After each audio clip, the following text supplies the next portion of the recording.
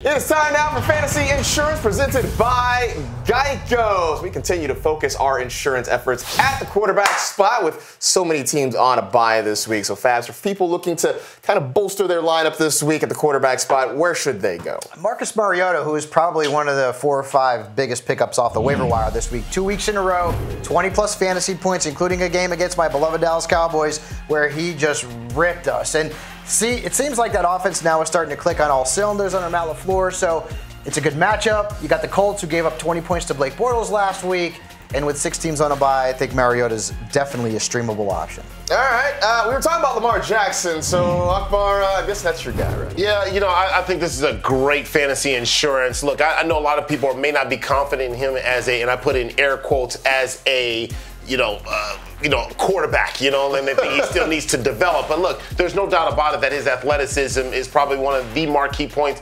that got him into the position where, he's a playmaker, and that's what you want. If you think about his name, my name, Akbar, in Arabic means great. His name, Lamar, in Arabic means liquid gold. The dude's going to be liquid gold in fantasy football. I'm telling you, if you don't pick him up, especially when they start running that RPO. Yeah, look it up. I grew up in 7 years in Arabic school. I used to write from right to left, literally. But anyways, my point in saying that is that I think he's going to be big-time, prime-time liquid gold today. Liquid gold. You really spin a yarn. He does. I would love to. If anybody's doing a transcription, I would love to read what you just said, because it was mesmerizing. I really did appreciate it. Thank you. I'm going to go with Dak Prescott this week. Now, when the Cowboys sent a first-round pick to the Oakland Raiders, I don't think anybody clowned them as much as I did. But you know what? I've had to eat my words the past couple of weeks because Amari Cooper has been not terrible.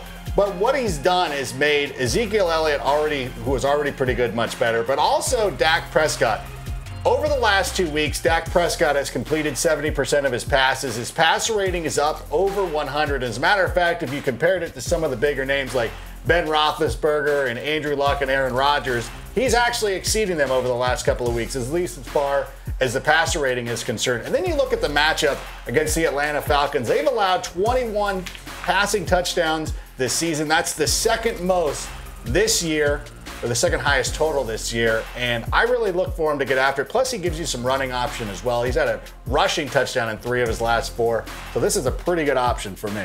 Well, I'm looking at Matthew Stafford, and I know he has been a disappointment this year for a lot of folks, and I don't know that I love him especially this week, but at this point, you're probably struggling to find a quarterback because you have so many teams on a bye this week. And this could be a situation where it's a volume play, because if the Panthers are able to get out to a lead, I expect they're going to play better than what we saw against the Steelers. This means that the Lions could be playing from behind. Stafford's going to have to throw the ball a whole lot. It is not the best matchup on paper, but I just believe that with Stafford having to keep the Lions in this football game, that the volume should make up for what could be a generally up and down performance otherwise from the quarterback.